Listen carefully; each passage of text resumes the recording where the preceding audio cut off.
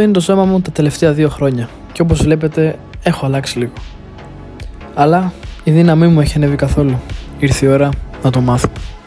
Γενικώς, όπως βλέπετε ήμουν πάντα ένα δυνατό παιδί.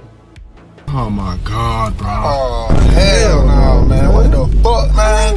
Get your ass. Όχι τόσο δυνατό, αλλά σήμερα θα αλλάξει αυτό γιατί σήμερα θα δούμε τα lifts μας, που έχω ανεβεί και που όχι. Οπότε, 3 είναι τα lifts που θα κάνουμε στο βίντεο. Είναι squats, bench και deadlift. Χωρίς να τα πολυλογώ, πάμε στο βίντεο να δούμε πού ανέβηκα και πού χρειάζομαι βελτίωση. Squats.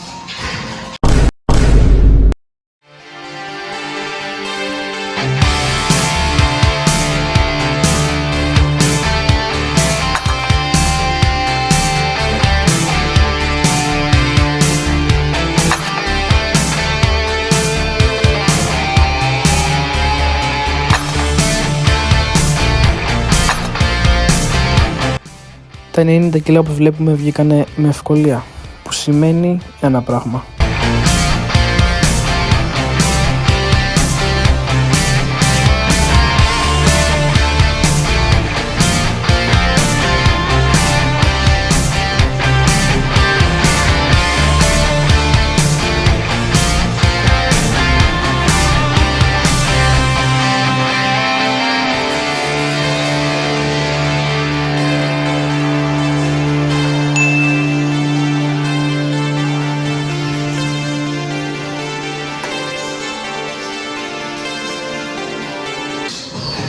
Αντί για μία στήριξη, μπορώ να πω ότι μέχρι τον Μάρτιο πρέπει να έχουμε πατήσει σίγουρα 120-110 σίγουρα. Οπότε θα έχει και τότε δυνατό. Το επόμενο lift του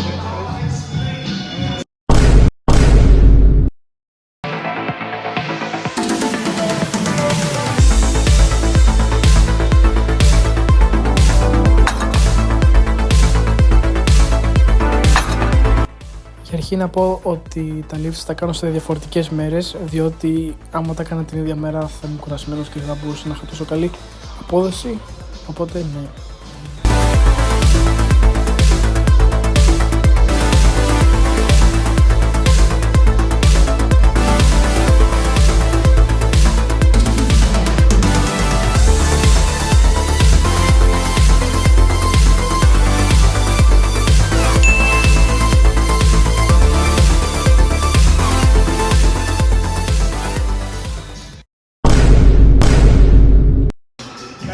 Θέλω να πω ότι είναι η πρώτη μου φορά που κάνω deadlift, οπότε δεν ξέρω πώς θα πάει αυτό, μπορεί να μου σπάσει μέση, μπορεί όχι, θα δούμε.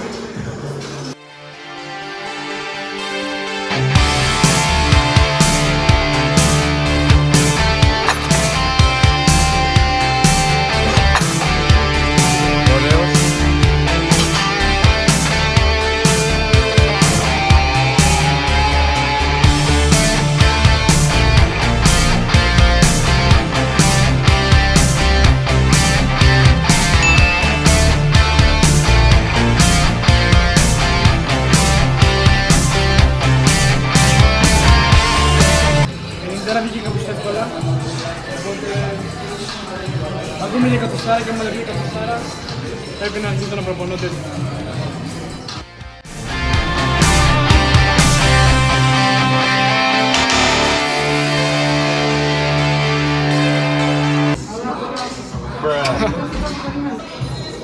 Όταν ο αδερφός σου κάνει παραπάνω κιλά από σένα.